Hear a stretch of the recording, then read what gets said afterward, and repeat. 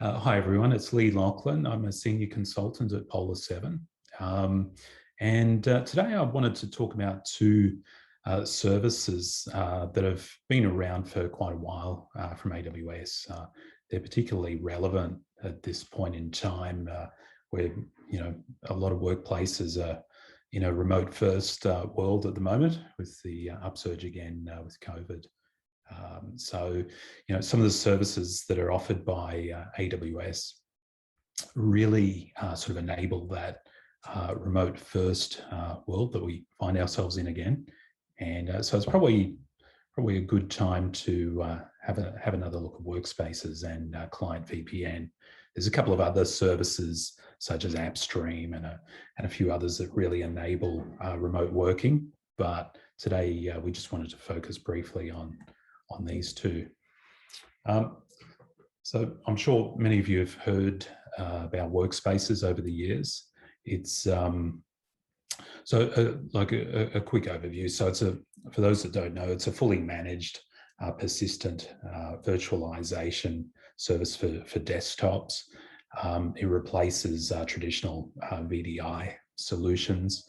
If any of you have had to build or manage those in the past, you can appreciate the complexity behind Microsoft or Citrix VDI solutions. So, I mean, the key thing with Workspaces is that it's fully managed and scales up and lives, in a dedicated VPC in your account.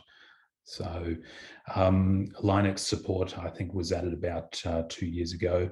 But so Windows and Linux desktops are available in just a few minutes, and you can quickly scale up to thousands of desktops for workers around the globe. One of the cool things is that it gives a secure and consistent desktop experience to all users, regardless of the device that they're coming in on. So they could be joining using a tablet or a regular PC or a Mac or any other applicable device where they need a consistent workspace. The really cool thing about it is the security of user data never leaves the data center. So you can really focus on retaining that security in the cloud and just have a workspace presented to the user no matter where they are, as long as they've got a good internet connection.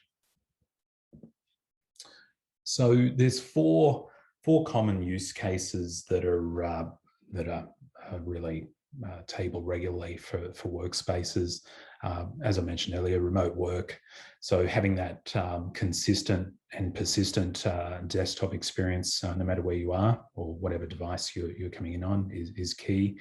Things like contact centers, they've really had to evolve over the last couple of years with COVID. So, large contact centers that typically hosted hundreds of people aren't really a possibility in many locales at the moment. So having contact center folk working from their homes is a very real possibility with streaming video and audio, etc., and being able to access that workspace from anywhere, as long as there's a good internet connection, has been key to enabling a lot of contact centers globally. Similar for contingent workforces. So where there may be a large contract workforce to enable certain types of outcomes for organizations. So it may be a large charity organization, or maybe a large health worker organization that needs to quickly onboard hundreds or even thousands of users in some cases. That's a very good use case for Workspaces. And one of the more traditional ones is mergers and acquisitions. So the ability to quickly bring users across and provision a workspace for them when they may have a physical device that was issued by a different organization. They can quickly transition between the two environments. So they have a notion of bundles. So you can have different profiles. So CPU, memory, storage come in different profiles. and with different hardware and software bundles. So for example, you can have Microsoft Office, Trend Micro, and a few other applications, I think for about an additional $15 a month. We'll have a look at some of the different profiles that are available. But we have the notion of value, standard, performance, power pro, and some of the GPU-enabled workspaces that are available. So there's really something there for every type of worker category. So right up to power user, GPU-enabled, right down to simple, some workers may simply require a browser that is appropriately permissioned and has access to perhaps certain data center or on-prem resources that are available through the workspace. So just to give you a bit of an idea of some of the bundles that are available, you can see how right at the bottom end of the spectrum, you have that simple low memory configuration right up to standard, performance, power pro, and the GPU-enabled workspaces that are available. The utilities software bundle mainly incorporates some different browser options, but there are those. So Microsoft Office, for example, is a common bundled software. So this means that you can provision these workspaces, ramp up to thousands of workspaces. You may only need them for a couple of weeks. You can have Microsoft Office licensed for the time that it's required, and then tear it all down a couple of weeks later. So the workspaces evolve to your needs, and you're only paying for what you use, consistent with all AWS services. So some of the management and security features that are available through the console, you can configure certain client types, or you can enforce that web-only clients are able to access workspaces. The PC over IP remote display protocol is used by workspaces. This ensures that you can achieve those outcomes by securing all of the browser activity, for example, in the workspace, to go out through a particular proxy as may suit with appropriate filtering, or you can reach on-premises resources via direct connect or site-to-site VPN. So from the VPC that the workspaces live in, you can eventually jump back to on-prem through your existing connectivity. So yeah, you can filter on IP addresses and a few other filtering options. You can use digital certificates, so it can be made very, very secure. And of course, given the protocol is encrypted to and from the cloud, the storage volumes can be encrypted, so you can meet a whole lot of compliance requirements using both in transit and at rest encryption. So yeah, it's very, very useful. In terms of directory integration, obviously being able to integrate with directories makes this incredibly useful. So being able to integrate with existing directories means that you're not having to provision separate user lists, etc., to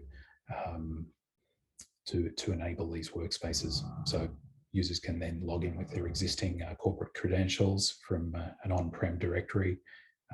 There's a couple of options there for achieving directory sync between the two environments, either hosting AD or connecting to it. High-level architecture. So you can see over on the left, the users access their workspace via the internet. They then access both the auth and session gateway and the streaming gateway within the AWS cloud using the public endpoints that are exposed for the service. The workspaces then live in a dedicated VPC in the AWS cloud. And you can see just in the bottom of the diagram on the right there, you can have your AD connections, and over onto the left, your on-premises connectivity can be achieved by site-to-site VPN or direct connect. So This brings the users much closer to workloads that are already running in AWS, if you have that already. And so you can reduce latency just depending on the geographies involved and the configurations that you've implemented in AWS. So this is a great way of keeping everything in the cloud and ensuring only view-only, essentially, access to those workspaces enabled from the user perspective. So there's a couple of additional features. These have been requested over the years and are particularly useful. So, for example, bringing your own licenses, you can do that, which brings down the cost of the workspace.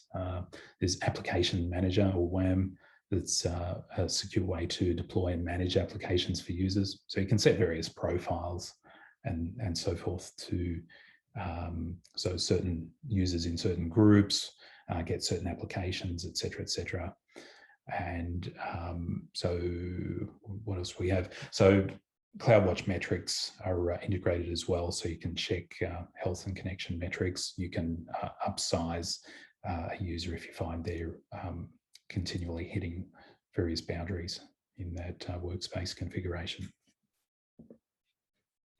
Pricing options, you can pay either by the hour or by the month. So there is a baseline amount.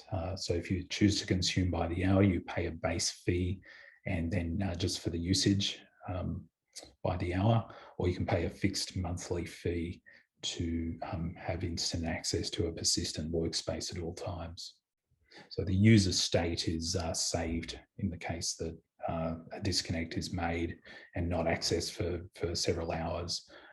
The session can be recovered later on with a subsequent login. Just to give you a bit of an example as to Linux pricing. So I've just focused on the performance and the Power Pro, just to give you a view of monthly pricing. This is in USD, obviously. So you can see you can pay a fixed monthly price, or if you want to go for something at the top end of town, you're talking around, let's say, $150 a month, just depending on how much user volume storage is required. But you can see that if you only need it for maybe a day a month or 2 days a month, you can pay that flat fee to ensure there's allocation there for you, and then an hourly fee. So it's very, very flexible. Just moving on to Windows pricing. So I'll just switch between the two. You can see there's a slight uplift in licensing pricing, just depending on whether you're consuming a Windows license or not as part of the configuration. So yeah, that is Workspaces. Just conscious of time as well. So it's 1:16. I might just park questions for the moment. I just wanted to quickly move on to Client VPN. So this is another great enabler for a remote-first world. Client VPN is it's basically a scalable, managed client VPN service. So if you think in the past, having to manage VPN appliances and concentrators and so forth, and manage that either on-prem or in a data center is very, very costly and time-consuming. So this is a managed service from AWS. It can scale up very, very quickly and does so automatically, just depending on what number of users you require.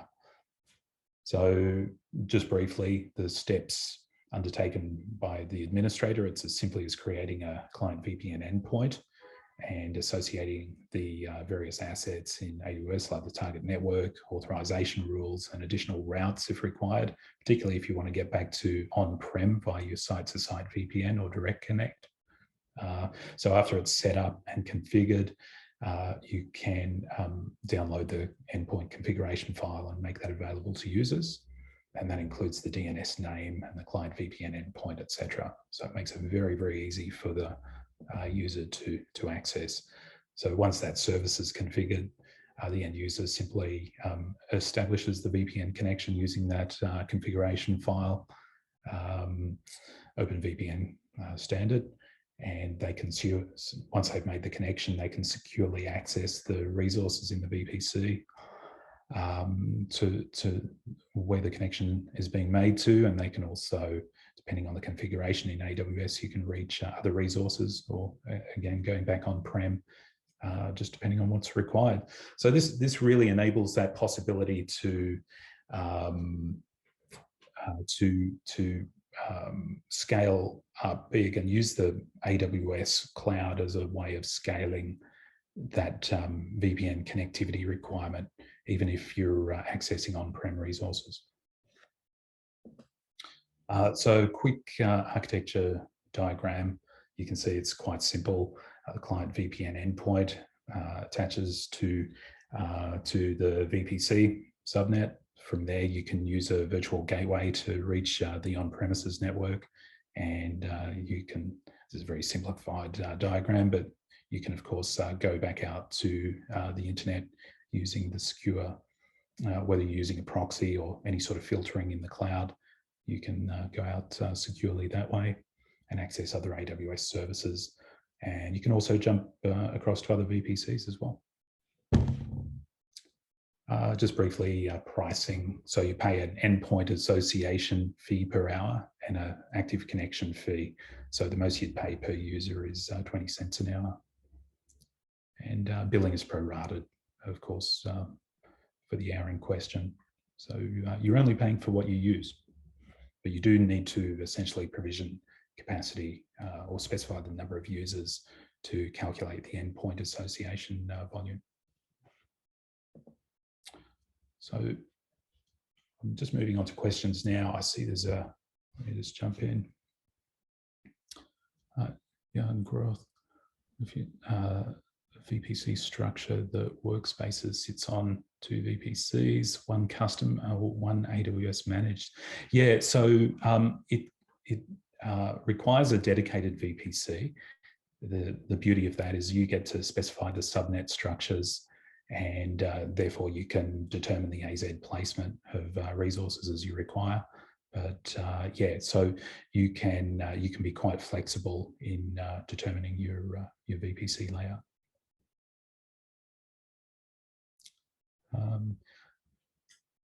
No open questions. Thanks for the question, Jan. Appreciate that. And to that, I'll move on to the next slide. So if you require any further information, Polis 7 have developed a lot of automation, particularly for Workspaces and Client VPN deployments. So we're able to deploy this rapidly for organizations that require that quick ramp up. So don't hesitate to reach out to us if we can assist. And there's a QR code to scan for further information on remote working. So we'd love to, any further questions you have, even after the meetup, of course, don't hesitate to reach out to us.